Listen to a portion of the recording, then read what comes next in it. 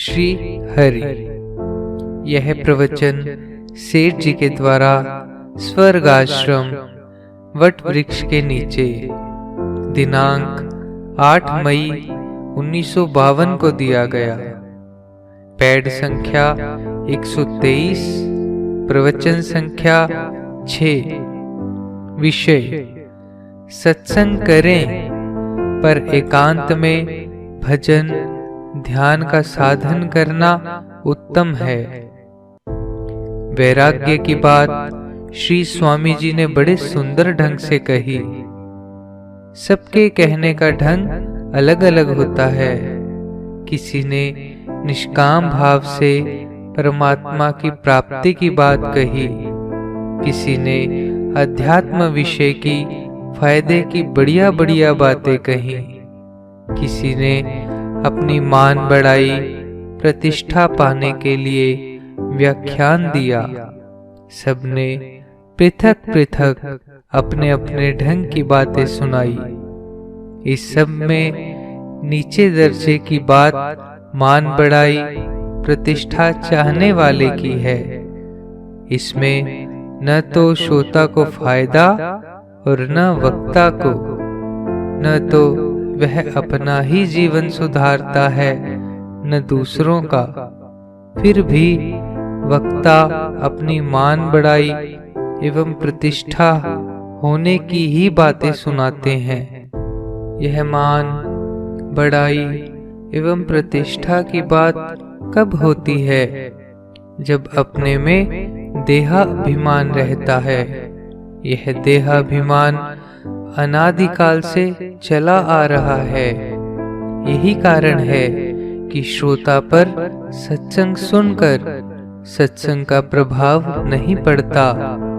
इससे तो यही ठीक है कि एकांत स्थान में व्यक्तिगत रूप से भजन ध्यान एवं कीर्तन आदि करें। जो एकांत में भजन ध्यान एवं कीर्तन आदि करता है, उसमें उसको तो फायदा होता ही है, साथ में दूसरों पर भी बड़ा भारी असर पड़ता है। पूर्व काल में ऋषि लोग और मुनि लोग एकांत में जाकर तपस्या करते थे। उस स्थान का एवं वहां के वायुमंडल का इतना प्रभाव था कि जो भी वहां जाता उसके ऊपर उसका असर पड़ता। जहां वे महात्मा लोग ध्यान लगाते थे, उससे दूर तक एकदम शांति रहती थी। उतनी जगह में रहने वालों का काम, क्रोध एवं वैर भाव बिल्कुल शांत हो जाता। विचार कीजिए, हम लोग वर्षों से यहाँ आकर आप लोगों को सत्संग की बातें सुनाते एवं सुनते हैं। विचार से मालूम होता है कि हम बहुत सुनते हैं। इसका फल अवश्य होना चाहिए। किंतु मैं देखता हूँ कि हम लोगों में कुछ भी सुधार नहीं हो रहा है। खास करके मैं वक्ता हूँ, इसलिए इसकी जिम्मेवारी मेरे पर ही है। मेरा ही दोष है कि जिसके कारण आप लोगों का सुधार नहीं होता। हम लोगों का यह दोष क्यों नहीं हटता? इस पर विचार करना चाहिए।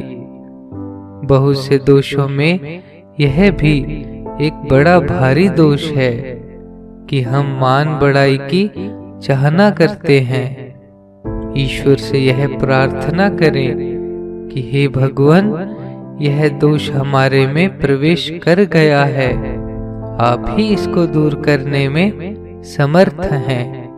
इसलिए प्रभु, इस अवगुण को हटा दीजिए।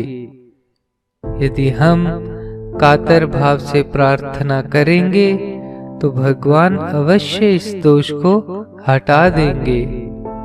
यह मान बढ़ाई का दोष ईश्वर की भक्ति करने से शीघ्र ही दूर हो जाता है। मन में श्रद्धा होनी चाहिए। यदि श्रद्धा हो तो फिर सब ठीक हो जाता है। श्रद्धा से भक्ति होती है, एवं भक्ति से साक्षात भगवान दर्शन देते हैं। स्तुति एवं प्रार्थना करना यह तो नीचे दर्जे की चीज है।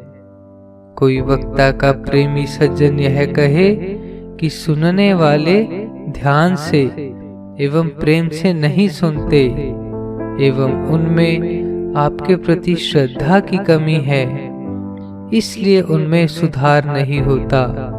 किंतु वक्ता को यह बात नहीं माननी चाहिए और वक्ता को भी ऐसा कहना ठीक नहीं है। विचार करना चाहिए कि यह श्रद्धा कैसे हो।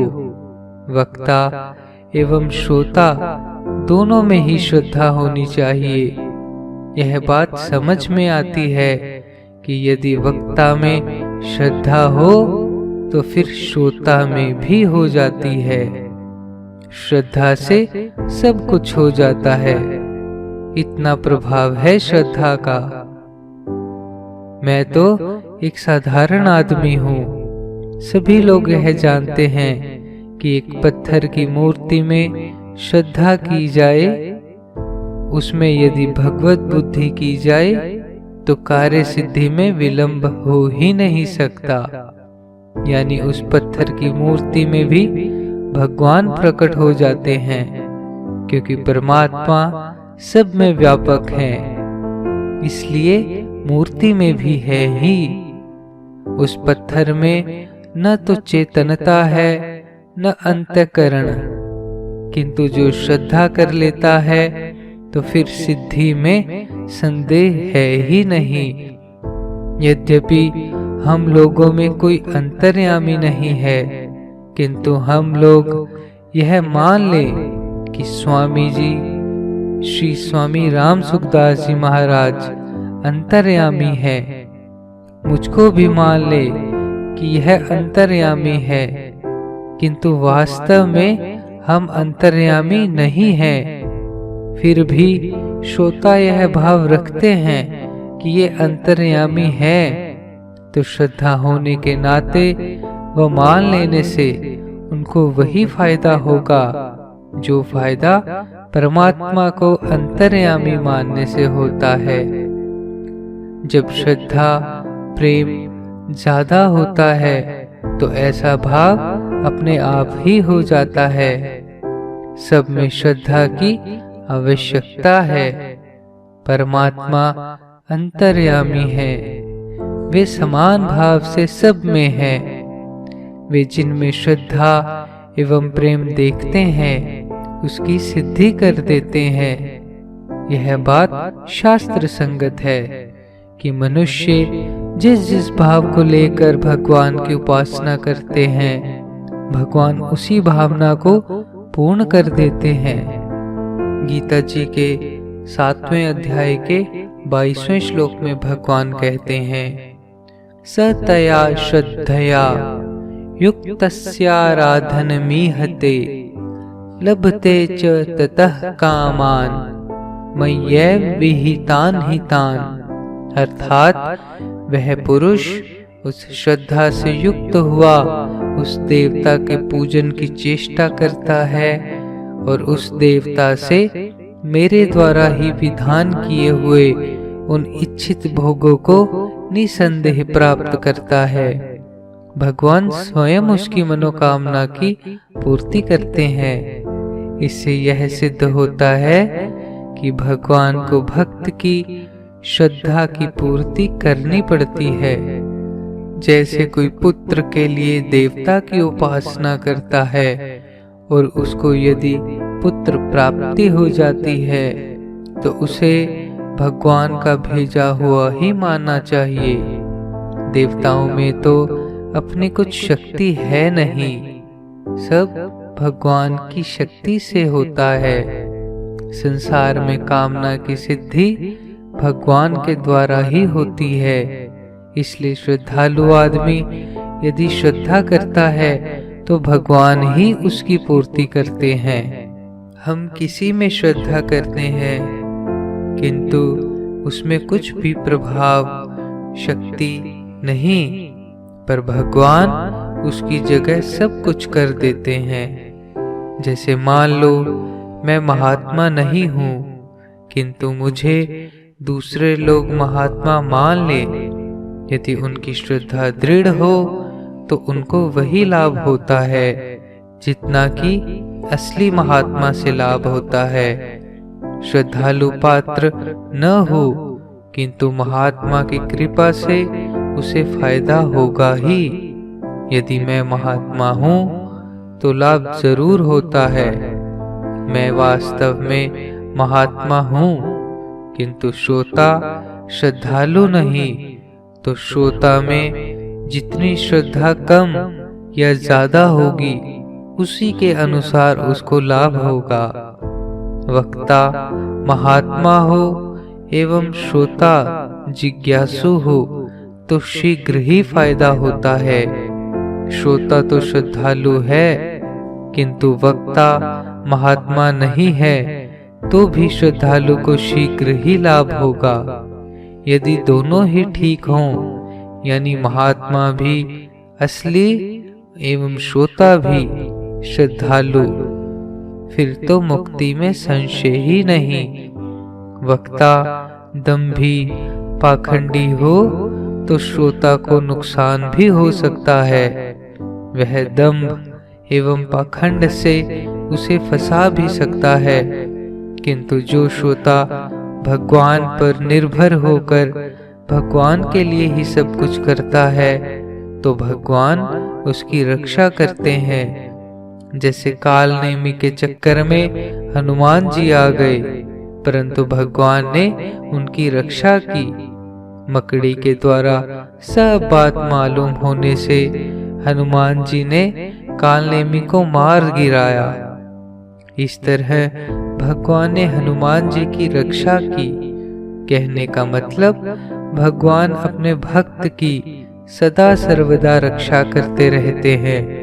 इसी प्रकार हजारों आदमी ऐसे पाखंडियों के फंदे में फंसे रहते हैं, किंतु भक्त जब फंसने लगता है तो भगवान से देखा नहीं जाता, वे उसको बचा लेते हैं। मेरे द्वारा जो बात आपको बताई जाती है उसमें बहुत तो गीता जी की तथा कुछ सदग्रंथों की एवं कुछ ऋषि मुनियों की सुनाई जाती हैं। जैसे भागवत, रामायण, महाभारत आदि इन ग्रंथों में ऋषियों एवं महात्माओं के वचन हैं। मैं तो केवल इन्हीं का अनुवाद कर देता हूँ। मैं अपनी ओर से तो कुछ कहता ही नहीं। शास्त्रों की बातें श्रद्धा करने योग्य हैं। इनमें यदि हम श्रद्धा करेंगे तो आपका एवं मेरा दोनों का ही कल्याण होगा। यह बात मैं जोर देकर कहता हूँ कि यदि इन बातों को काम में लावें तो कल्याण में कोई संशय नहीं। श्रद्धा होनी या न होनी यह आपके हाथ की चीज है, क्योंकि मैं अपनी ओर से कोई बात कहूँ तो उसकी सिद्धि होने में तो संदेह भी हो सकता है, किंतु यह सब बातें आपको शास्त्रों की बतलाई जाती हैं। इनको व्यवहार में लाने से मुक्ति में संदेह हो ही नहीं सकता। यदि मैं यह कहूँ कि यह मेरी बात है, इसको काम में लाओ, उद्धार होगा, तब तो संदेह भी हो, किंतु जो बात धर्म ग्रंथों में हो उन बातों को काम में लाने से भगवत प्राप्ति में कोई संदेह नहीं है। इन शास्त्रों में महापुरुषों के वचन हैं और इनमें भी यदि आपको कोई बात न जचे तो उसको छोड़कर जितनी बातों पर आपकी श्रद्धा हो उतनी ही माननी चाहिए। उतनी ही बातों से आपका कल्याण हो सकता है। गीता जी में 700 श्लोक हैं। इन सारे श्लोकों को काम में न ला सके तो उनमें से 100 श्लोक ही काम में लाने चाहिए जिन पर आपकी पूरी श्रद्धा एवं प्रेम हो। यदि 100 श्लोक भी आप काम में न लावें तो एक श्लोक ही काम में लाइए। यदि एक श्लोक भी पकड़ने की हिम्मत आप में नहीं तो कम से कम श्लोक का एक चरण का भी पालन किया जाए तो मुक्ति में कोई संशय नहीं। जैसे प्यासा व्यक्ति गंगा जी के एक लोटा जल से तृप्त हो जाता है, वैसे ही गीता जी के एक श्लोक के एक चरण से मुक्त हो जाता है। मैंने एक चरण का कहा, यदि कोई इसका पालन करे और जीवन में उतारे तो मुक्ति में कोई संशय नहीं, उसका शीघ्र ही उद्धार हो जाता है। मेरे जो आचरण हैं उनको देखते हुए मैं यह नहीं कहता कि मेरे आचरणों का पालन करने से आपका उद्धार होगा। यदि मेरे आचरण अनुकरणीय होते तो मुझे कहने में कोई संकोच नहीं होता। बुद्धि के द्वारा जो मेरी समझ में आता है वह मैं आपको कहता हूँ, किंतु यह बात दावे के साथ कहता हूँ कि जो सत्संग की बात कहता हूँ उनका यदि पालन करो तो आपके एवं मेरे कल्याण में कोई संशय नहीं। हाँ, यदि मेरे आचरण देखो तो मैं आपके उद्धार के लिए नहीं कहता। हाँ, यदि कोई श्रद्धा करे तो उसकी इच्छा है, किंतु मेरे आचरण से किसी का कल्याण हो यह मैं दावा नहीं करता। श्रद्धा से सब कुछ हो जाता है। श्रद्धा से स्त्री अपने पति से लाभ उठा सकती है, चाहे पति कामी, क्रोधी या लालची क्यों न हो। पत्थर से भी कोई लाभ उठाना चाहे तो उठा सकता है, किंतु उसमें भी श्रद्धा रहनी चाहिए। एक बात तो आपको शास्त्र के आधार पर बताई एवं एक बात मेरे व्यक्तिगत आचरण की। व्यक्तिगत आचरण में यदि आप श्रद्धा करेंगे तो उसका जिम्मेदार मैं नहीं। भगवान मेरे को पूछे कि क्या तेरे आचरण अनुकरण करने से कल्याण होगा, तो मैं क्या जवाब दूंगा? हाँ, यदि मैं यह बात कहूँ कि आप भगवान श्री रामचंद्र जी के आचरणों पर चलिए तो मेरी बात ठीक है। यदि आप उनके आचरणों पर चलेंगे तो आपके कल्याण में कोई संशय नहीं। इसी प्रकार महात्माओं की बात है। कलयुग में जो महात्मा शरीर छोड़कर चले गए हैं उनमें जिनकी श्रद्धा थी या है वे भी उनके आचरणों के अनुसार चलने से पार हो सकते हैं। शास्त्रों में उच्च कोटि के आचरण मिलते हैं। सतयुग में स्वतः सबके ऊंचे आचरण थे, उनके भाव शुद्ध थे, वे अहिंसा के पालक थे। इसके बाद त्रेता में थोड़े थोड़े आचरण घटते गए, द्वापर में और भी घट गए। अब कलयुग में प्राय एकदम सफाया सा ही हो गया है।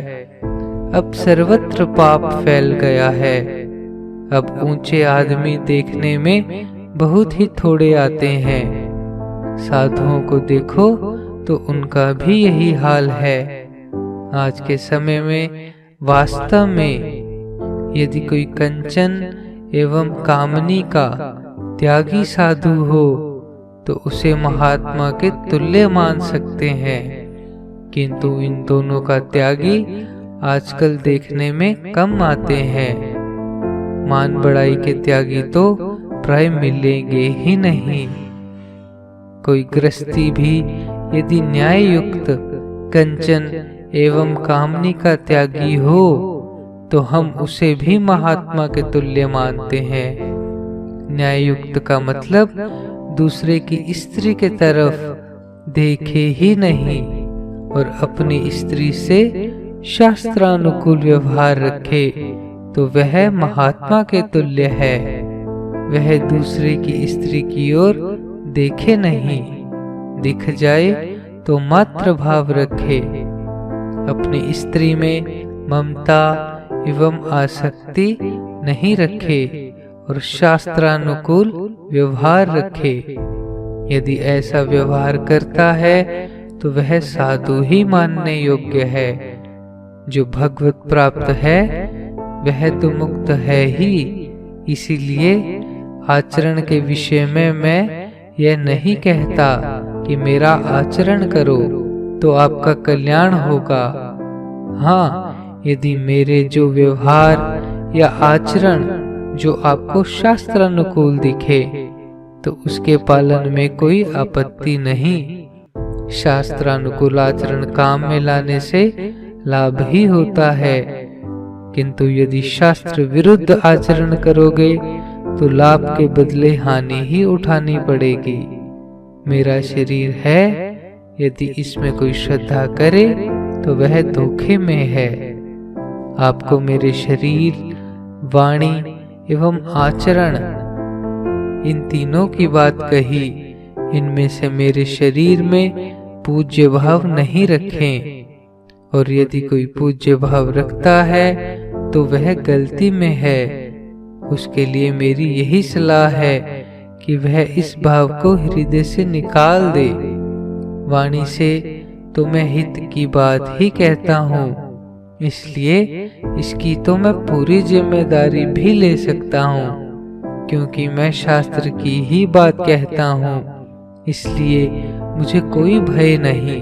तुलसीदास जी ने भी कहा है, सत्य वचन आधीनता परतीय मात समान, इतने में हरि ना मिले तुलसीदास जवान। सत्य, भगवान की शरण एवं अहिंसा, इन तीनों के पालन से उद्धार हो जाता है, इसमें कोई शंका नहीं। किंतु कलयुग आने के कारण इनमें से केवल एक शरण से ही भगवान के परम धाम में निर्विघ्न चले जा सकते हैं। शरण से भगवान बड़े खुश होते हैं। स्वयं भगवान जी ने गीता जी के 18वें अध्याय के 62वें श्लोक में कहा है, तमेव शरणं गच्छ सर्वभावेन भारत, तत्प्रसादात् पराम शांतिम स्थानं प्राप्स्यसि शाश्वतम। अर्थात हे भारत, सब प्रकार से उस परमेश्वर की ही अनन्य शरण को प्राप्त हो। उस परमात्मा की कृपा से ही परम शांति और सनातन परम धाम को प्राप्त होगा।